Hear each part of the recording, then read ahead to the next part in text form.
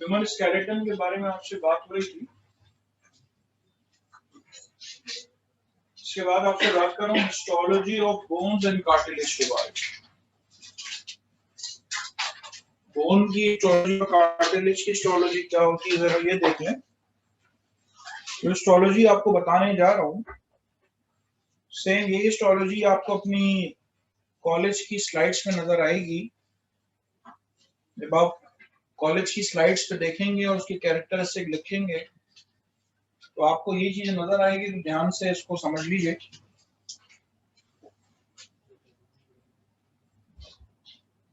Histology of bone.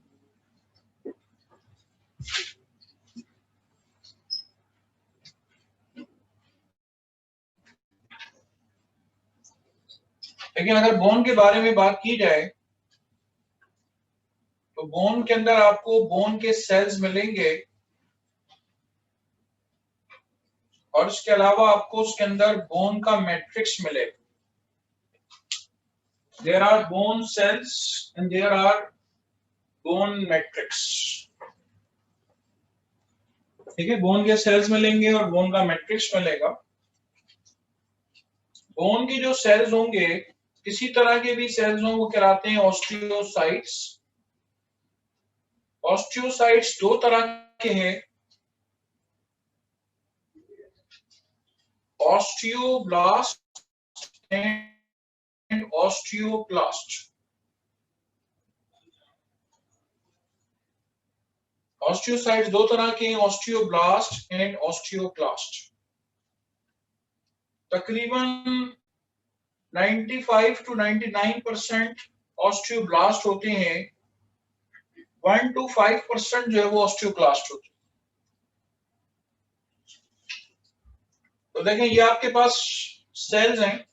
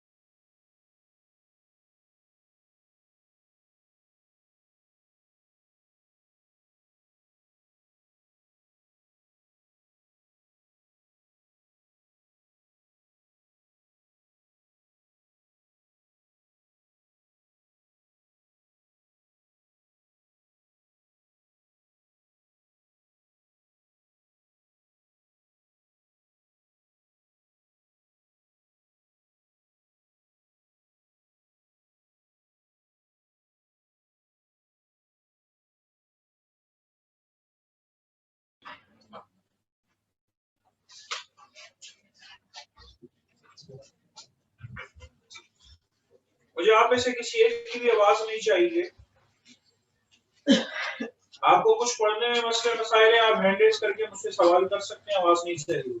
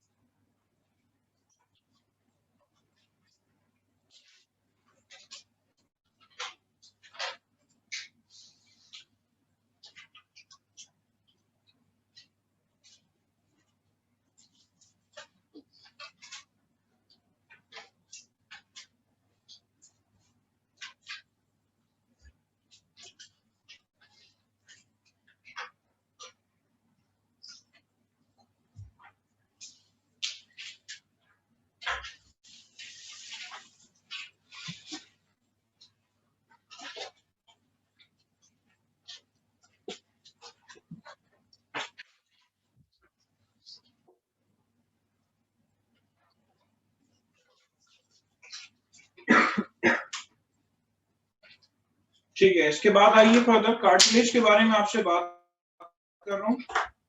हमारे जिस्म में कार्टिलेजेस कहां कहां मौजूद है? सबसे पहले अपने जहन में ये सोच रहे हैं कि हमारे जिस्म में कार्टिलेजेस जो है वो कहां कहां मौजूद है।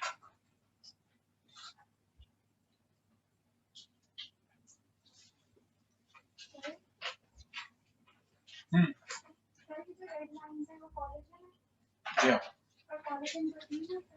जी हाँ, प्रोटीन होती है। हाँ, हमारे जिस्म में कार्टिलेजेस कहाँ कहाँ मौजूद है?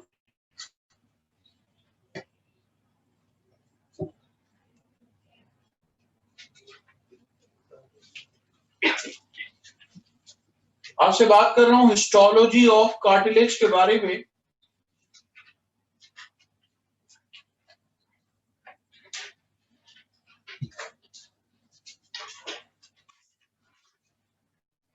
ऑलमोस्ट जितनी भी हड्डियां हैं उनके एंड्स कार्टिलेज के बने होते हैं। ये देखिए, ये हड्डी है। इन हड्डियों में जितने भी इनके एंड्स हैं, ये जो मैं ब्लू से बना रहा हूं, हड्डियों के जितने भी एंड्स आपको नजर आ रहे हैं, तमाम एंड जो है वो कार्टिलेजिनस होगी।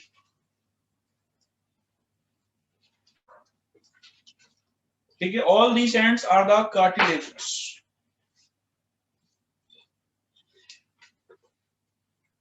ठीक है, और से सुनिएगा, यहां पे मौजूद तमाम के तमाम सेल्स जो है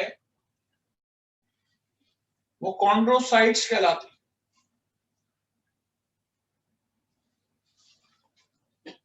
कॉन्ड्रोसाइट्स में आपको सिर्फ एक ही टाइप मिलेगी और वो मिलेगी कॉन्ड्रोब्लास्ट। ये देखिए, ये आपको सेल्स नजर आ रहे हैं।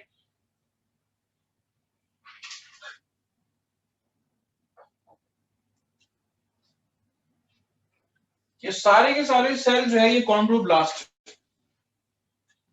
कॉन्ड्रोब्लास्ट एग्जिस्ट नहीं करता इंसानों। अब इसके बाद आइए, यहां पे आपको कार्टिलेज के सेल्स मिल रहे हैं जो क्या कहला रहे हैं, जो कहला रहे हैं कॉन्ड्रोब्लास्ट। दूसरी चीज आपको मिलेगी कार्टिलेज मैट्रिक्स। ठीक है, कार्टिलेज आपको मैट्रिक्स मिले। कार्टिलेज के मैट्रिक्स में आपके पास अगेन ऑर्गेनिक पार्ट मौजूद है और हकीकत में it is rich in organic part. यहां पे अगेन आपके पास कोलेजन प्रोटीन्स मौजूद है। कुछ जगहों पे इलास्टिन प्रोटीन्स होते हैं, कुछ जगह पे हायर यूरोनिक एसिड मौजूद होते हैं। हायर यूरोनिक एसिड,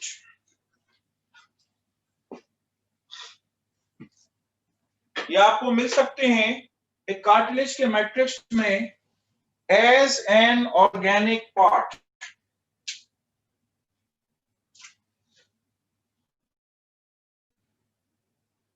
तो ये देखिए जरा, ये आपके पास मौजूद है कोलेजन।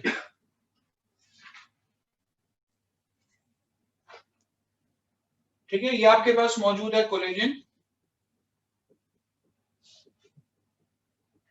ध्यान में आएगा सर, वहां भी कोलेजन है, यहाँ भी कोलेजन है। हमारे जिस्म में कम से कम 11 किस्में कोलेजन की, बल्कि इससे ज्यादा है। वहां अलग किस्म का कोलेजन है, यहाँ पे अलग किस्म का कोलेजन है। कोलेजन 1 वहां होता है, कोलेजन 2 यहाँ पर होता है, लेकिन दोनों प्रोटीन है और डिपेंड करता है कार्टिलेज कौन सी। ठीक है, डिपेंड करता है कार्टिलेज कौन सी है। ये हमारा कान जो है ना, इसका हिस्सा जो ये कार्टिलेज का बना हुआ है। हमारी नोज जो है, इसका बड़ा हिस्सा कार्टिलेज का बना हुआ। ये जो हमारा ट्रैकिया है, ठीक है, ट्रैकिया के जो रिंग्स हैं, ये रिंग्स सारे के सारे कार्टिलेज के बने। और कार्टिलेज की टाइप्स हैं। अगर उसके मैट्रिक्स में इलास्टिन प्रोटीन ज्यादा है तो वो elastic cartilage, hyaluronic acid ज्यादा है तो वो हाइलाइन कार्टिलेज। ठीक है, तो बाकायदा इसकी टाइप्स कार्टिलेज। मैंने आपको जनरली बताया है कि इसके मैट्रिक्स में मे बी के कोलेजन मौजूद हो, मे बी के इसके अंदर इलास्टिन मौजूद हो, मे बी इसके अंदर हाई यूरोनिक एसिड मौजूद हो। कोलेजन और इलास्टिन प्रोटीन है, हाइलुरोनिक एसिड एक कॉम्प्लेक्स पॉलीसेक्राइड। आपने जिंदगी में पॉलीसेक्राइड, सेलुलोज, काइटिन, स्टार्च और ग्लाइकोजन का नाम सुना हुआ है। अपनी उस डिक्शनरी में हाइलुरोनिक एसिड का नाम भी शामिल कर। हाइलुरोनिक एसिड एक अदद कॉम्प्लेक्स पॉलीसेक्राइड, ठीक है, एक अदद कॉम्प्लेक्स पॉलीसेक्राइड।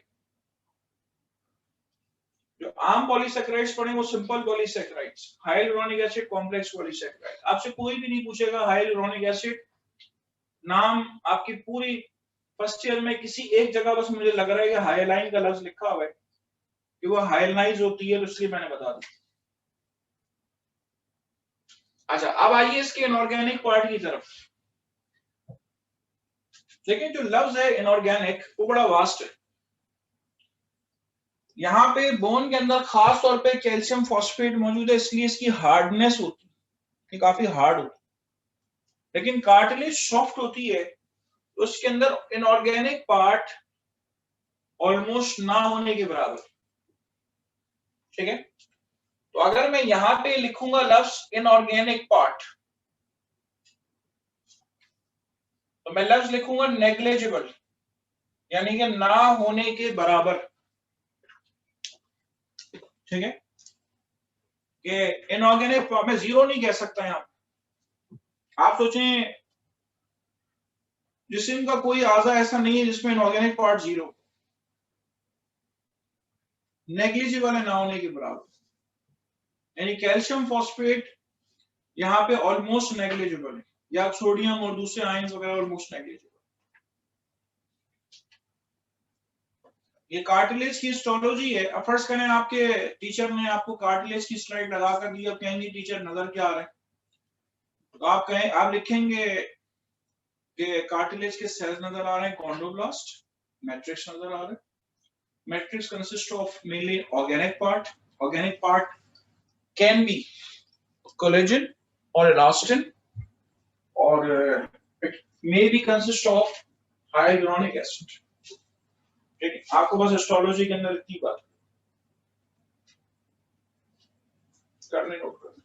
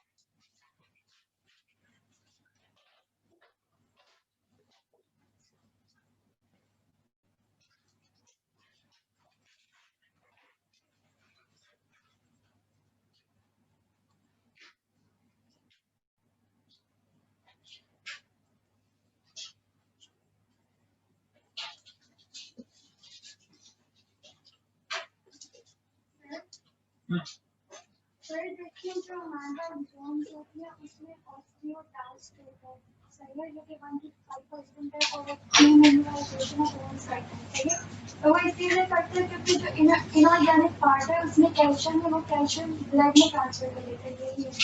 और जो कार्टिलेज है उसमें कॉन्ड्रोब्लास्ट नहीं होता, इसीलिए नहीं होता क्योंकि उसमें इनऑर्गेनिक पार्ट होता है। जी हाँ, सही। आप उसको समझ लें तो भी मसला।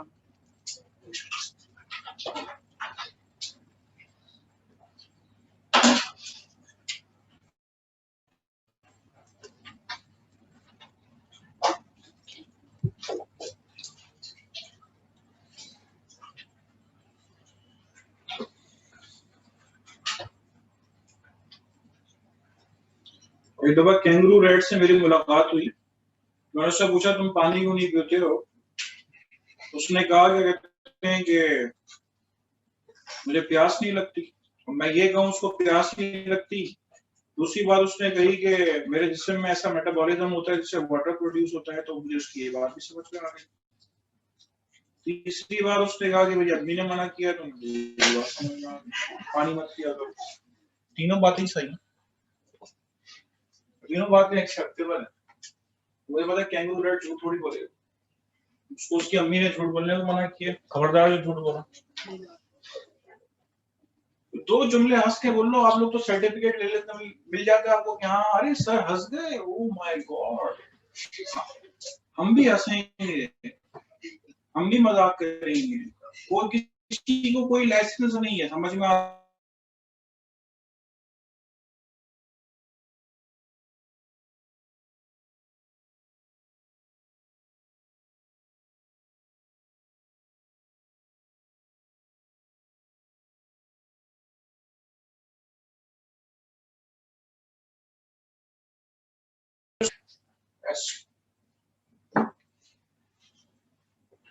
इलास्टिन प्रोटीन है।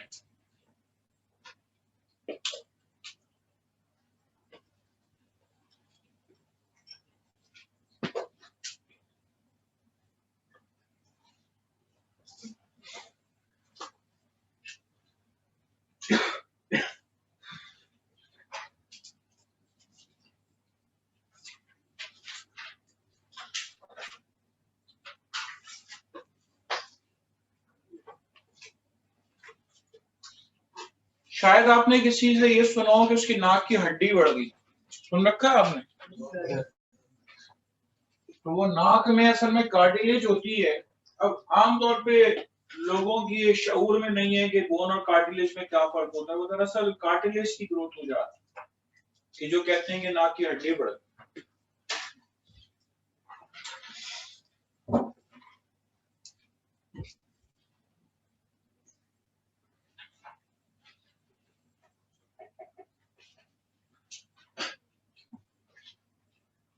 स्ट्रेस सही हो गया आप लोगों का? अच्छा, माइक्रोस्कोपिक स्ट्रक्चर लिखा था स्लाइडिंग फिलामेंट मैकेनिज्म में, है? दोनों क्या? दो माइक्रोस्कोपिक स्ट्रक्चर है, दो माइक्रोस्कोपिक स्ट्रक्चर है। माइक्रोस्कोपिक स्ट्रक्चर लिखा नहीं लिखा? जिनसे पूछ रहा हूँ कि हाँ कितनों लिखा माइक्रोस्कोपिक स्ट्रक्चर? माइक्रोस्कोपिक स्ट्रक्चर तो लिखना जरूरी है ना, सिर्फ स्लाइडिंग फिलामेंट मैकेनिज्म लिख के क्या चार डालेंगे? कभी भी फिजियोलॉजी आए स्ट्रक्चर जरूर बताना होता है, मस्ट। आपने डायग्राम बनाई है, इनके लिए तालियां बजाएं, तालियां बजाएं, तालियां बजाएं। आप लोगों ने डायग्राम नहीं बनाई, सबने बनाई, तो आपको पता नहीं है जरूरत। बिल्कुल, ये तो इससे अच्छी आवाज में बहुत प्यारी बात कर दी आपने। तो एक काम करिएगा, उसमें लिख दीजिएगा, क्या कहते हैं, शुक्र आपने ये नहीं लिख की थी कि हमसे क्यों पूछ रहे हैं पेपर में, नोट्स खोल के खुद ही दे दिए।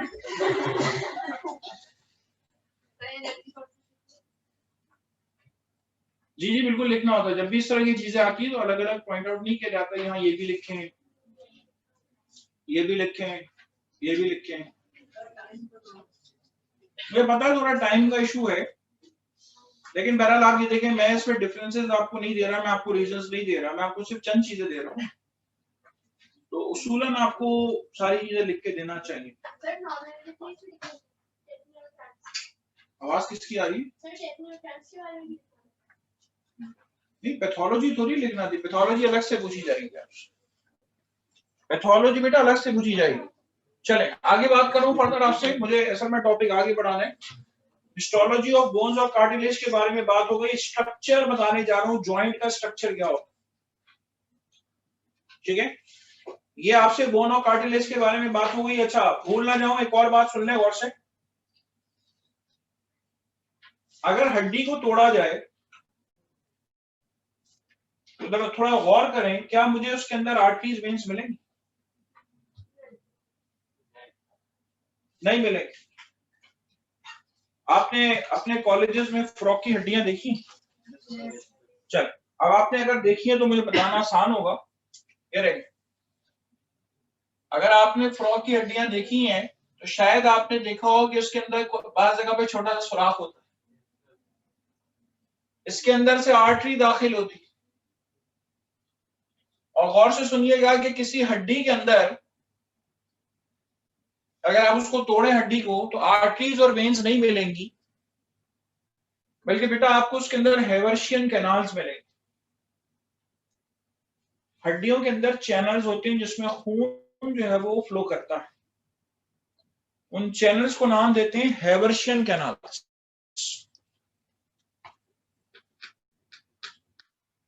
ये देखें, अगर हम किसी हड्डी के बारे में बात करें तो हड्डी में आपको अंदर चैनल्स मिलेंगे।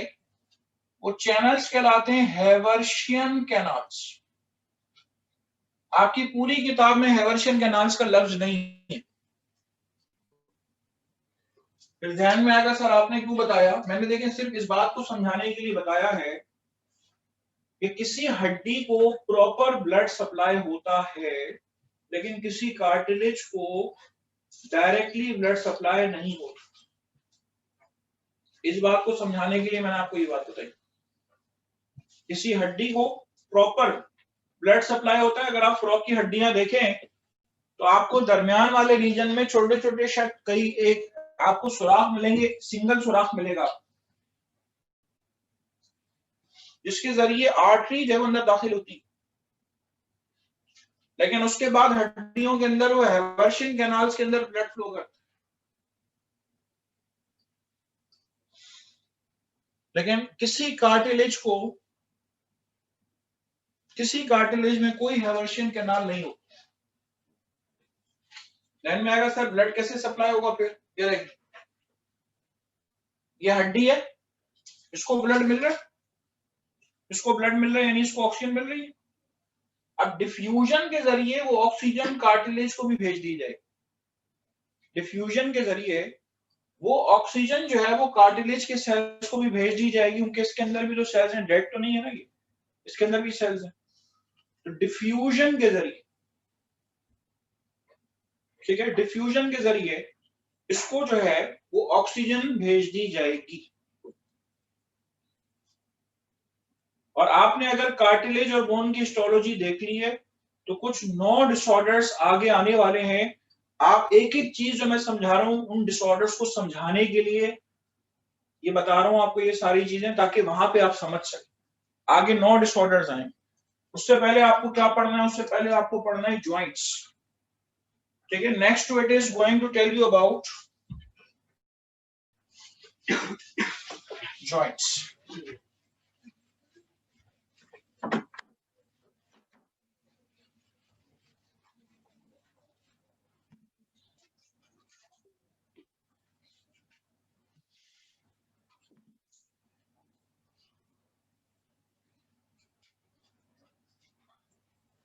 ज्वाइंट किसे कहते हैं? What is joint? ज्वाइंट को डिफाइन करते हैं साइट वेयर टू और मोर बोन्स यूनाइट टुगेदर। वो जगह जहां पे दो या दो से ज्यादा हड्डियां जो हैं वो आपस में मिलती हैं, उसको हम कहते हैं ज्वाइंट। साइट वेयर टू और मोर बोन्स यूनाइट टुगेदर।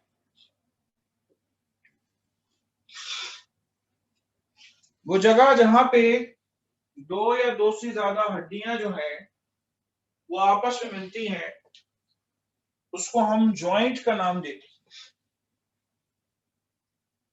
ठीक है,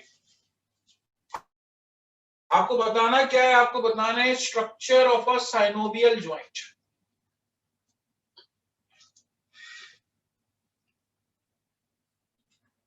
हमारी बॉडी में कुछ ज्वाइंट ऐसे हैं जिसमें साइनोवियल मेम्ब्रेन आपको मिलेगी। ज्वाइंट का स्ट्रक्चर जरा देख लें तो आपको बात समझ में आ जाए।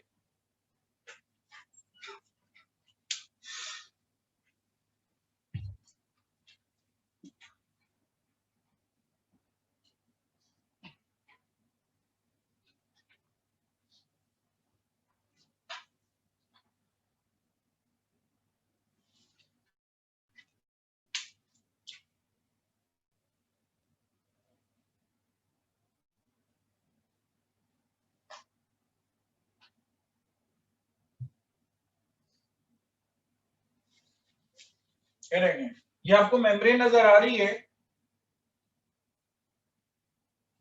This is synovial membrane.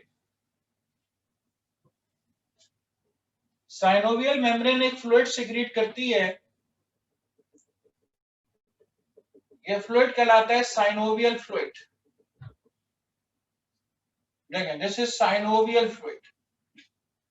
तो सबसे पहली बात, हमारी बॉडी के हर जॉइंट में ये मेम्ब्रेन नहीं होती, हर जॉइंट में ये फ्लूइड नहीं होता,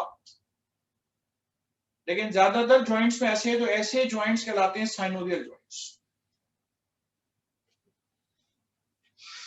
आपको नजर आ रहा है, आपको पीछे मैंने बता दिया है कि जो बोन के जो एंड्स होते हैं वो कार्टिलेज के बने होते, तो वही कार्टिलेज वाला हिस्सा आपको यहां पे नजर आ रहा है, ठीक है। It is what, it is cartilaginous. अच्छा, इसके साथ साथ आइए कि जो बोन्स मौजूद हैं, यहाँ पे लिगामेंट्स मौजूद होते हैं, कुछ डेड टिश्यूज मौजूद होते हैं जो इन हड्डियों को एक जगह पे रखते हैं। ये देखिए, ये मौजूद है लिगामेंट, जो क्या करते हैं, जो इन हड्डियों को एक ही जगह पे रखते हैं। ये लिगामेंट दरअसल डेड टिश्यूज होते हैं, यानी काम करने के काबिल उस वक्त होती है जब वो डेड होती है। और लाइगेचर, लाइगेचर से लफ्ज आया लिगामेंट, यानी कि हड्डियों को बांधते हैं, एक जगह पे रखते हैं। साइनोवियल फ्लूइड जो है, इसका फंक्शन सुन लीजिए, ये काम करता है बफर के तौर पे, ये लुब्रिकेट करता है ज्वाइंट को, लुब्रिकेट द ज्वाइंट, और क्या करता है, गिव्स नरिशमेंट, गिव्स प्रोटेक्शन। ये देखिए, नरिशमेंट, गिव प्रोटेक्शन।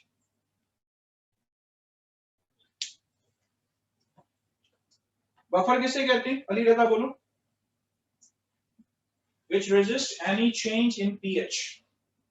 हमारी बॉडी में जो भी pH चेंजेस आती है, तो साइनोवियल फ्लूइड जो है वो इस ज्वाइंट की टेरिटरी में pH चेंजेस को प्रिवेंट करती है, वरना ये कार्टिलेज खराब हो जाती है। आजकल लोगों को इतने ज्वाइंट्स के मसले जो आ रहे, तो वो ये बॉडी की pH चेंजेस ही हैं कि वो अल्टीमेटली अफेक्ट करती हैं साइनोवियल फ्लूइड को। साइनोवियल फ्लूइड की लिमिटेशन है कि एक हद तक रेजिस्ट करता है, फिर उसके बाद वो भी pH चेंजेस शो करता है। तो साइनोवियल मेम्ब्रेन जो है, ये साइनोवियल फ्लूइड रिलीज करती है। आप दरवाजे में कहीं पे ग्रीस या ऑयल डालते हैं ताकि लुब्रिकेशन हो, तो लुब्रिकेट करता है। इसके अलावा नरिशमेंट देता है, इसके अंदर कुछ कंटेंट्स में ग्लूकोज मौजूद हैं, कुछ इसके अलावा प्रोटेक्शन देता है, इसके अंदर व्हाइट ब्लड सेल्स मौजूद हैं।